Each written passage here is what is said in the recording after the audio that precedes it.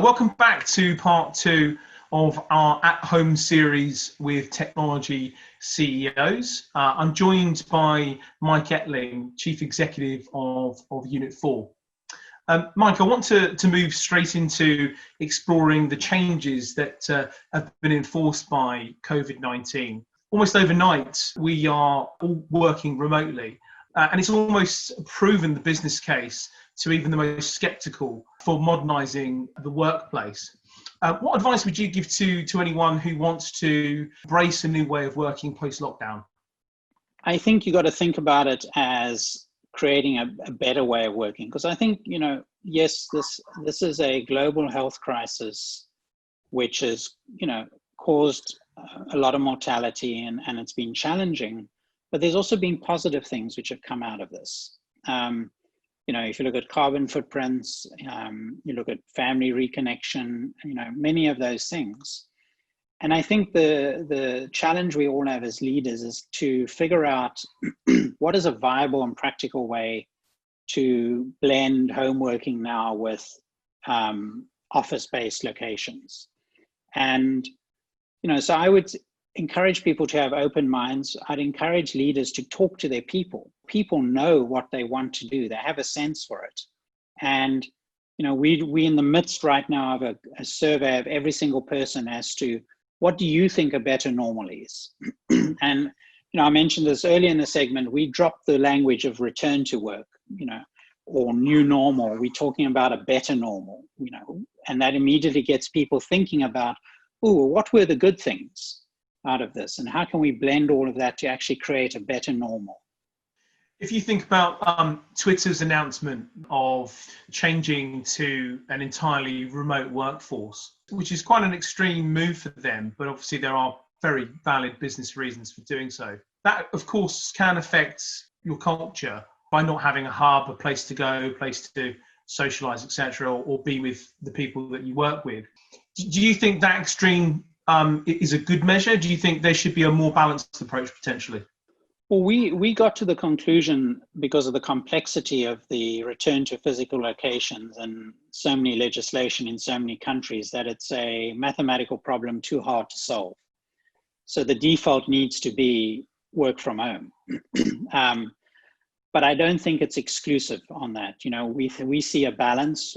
We interestingly, just before all this broke, we moved our facilities responsibility from finance to HR, because in creating a great people experience in our business, the workplace experience is really important.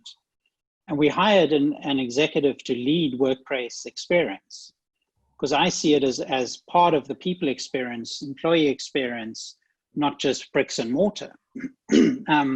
So we had put that in place, and he started literally during the crisis.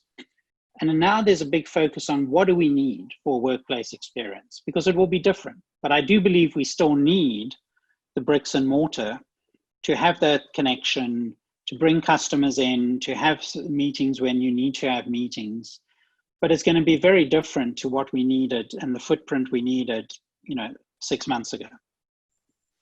Yeah, no, absolutely. I just want to change tack for a moment, Mike, if that's okay, and move in a slightly different direction. Do you think that digital transformation will now accelerate due to the importance and reliance, actually, that people are now placing on technology, perhaps more than ever before? And sort of second part to that question is, do you think the CIO will hold an even more strategic position on the C-suite than they have in the past? Absolutely. I think digital transformation, there's a cartoon going around over, who successfully drove, digital transformation in your company: CEO, CXO, CIO, Chief Sales Officer, COO, COVID-19. And I absolutely believe that this is going to accelerate digital transformation, and we're seeing it in how our customers are engaging with us, both from, you've seen some verticals get caught very flat-footed by this, so not ready for it, not enabled for it. You've seen other verticals, and I think the tech industry and I think professional services just slot into this, overnight with very little disruption.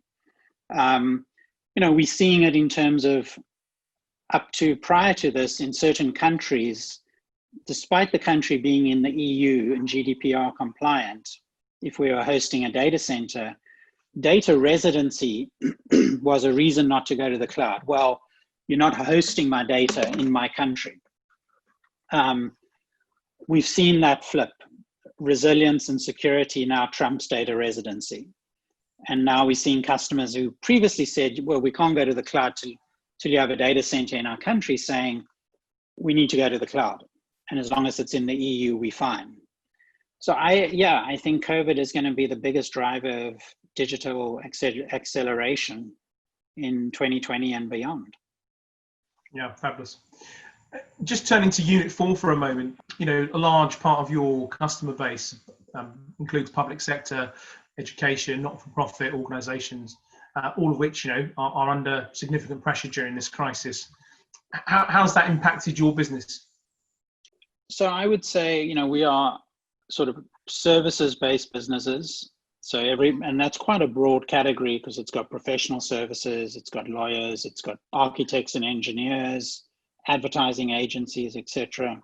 That's a sector which has largely flipped the switch quite easily to remote working and home working, and consultants are continuing to consult on Zoom, and we've seen it in our own professional services where we've had probably less than 10 projects go into pause mode globally. We can do the projects and we can deploy software remotely. So that sector's been fine. We've seen local government mixed country to country. Many countries saying to local governments, central governments saying, spend more. So they're using it as a channel to channel money into the economy and to bolster the economy.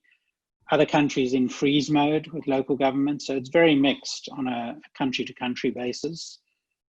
Our not-for-profit sector, we thought would be hit hard, but we've actually seen the reverse. Many of our not-for-profits have seen increased donations, increased giving, increased grants, and continue doing what they need to do. And education, I would say we in higher education, tertiary education, has probably been the hardest hit for the reasons I said earlier. Yeah. Many of them didn't have Teams or Zoom or, Google Teams, whatever. So they're rapidly trying to catch up and get just the functional delivery of education working. And that's causing, the areas we play, back office projects, student management systems, ERP, to be paused at the moment. Mike, just to finish up, always like to finish on a positive note, and just curious to know, reflecting on what you've learned over the last 8 weeks and what you're continuing to learn now, what advice would you give to other leaders facing COVID-19 challenges? Focus on your people. Now's the time to get really, really close to people in your business through all the channels, all the means. And secondly, recognize that, despite the best laid plans, things will be, they won't turn out. So be prepared to be agile and tear up plans and start again. And lastly, given we are in a recession, customers are less tolerant of mistakes in a recession. So now's the time to improve quality and get closer to customers. So people, agility, customers, in that order, and the rest can take care of itself. Yeah, wonderful. Thank you, Mike. It's been an absolutely fascinating discussion, and on behalf of all of us at Odgers Berndtson, thank you for taking the time to speak to us and for your insight. It's greatly appreciated. Thank you, and stay well, stay healthy. Will do. Thank you, Mike.